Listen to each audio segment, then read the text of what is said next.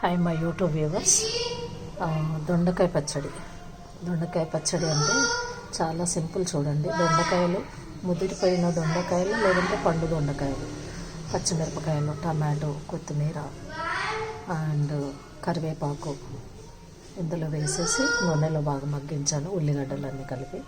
తర్వాత ఇందులో ఇంకొక బౌల్లో కొబ్బరి, వేయించిన పల్లీలు, వెల్లుల్లి అండ్ జీలకర్ర ఇవన్నీ ఇందులో వేసేసి mix పట్టేసుకోవాలి.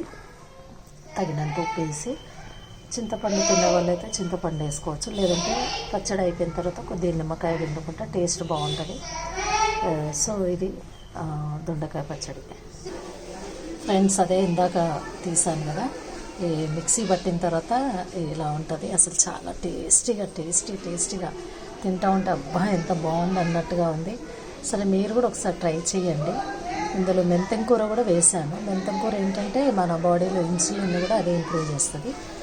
Thank you so much. నా వీడియోని లైక్ చేయండి, షేర్ చేయండి, సబ్స్క్రైబ్ చేయండి. ఇది ఆల్రెడీ నూనెలో ఉడికించాను కాబట్టి తాలింపు మళ్ళీ అవసరమైతే వేసుకోవచ్చు, లేదంటే అలాగే తినేస్తే చపాతీలోకి కానీ అండ్ దోశలలోకి, రైస్లోకి, దేనిలోకైనా హ్యాపీగా తినేసేయచ్చు. బ్రెడ్ మీద కూడా పెట్టుకొని తినొచ్చు.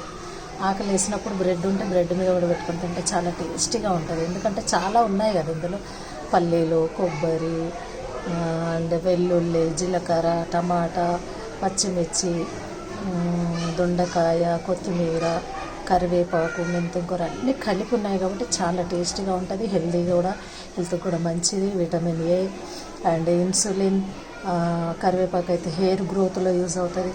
సో చాలా బాగుంటుంది. ట్రై చేయండి. Thank you so much.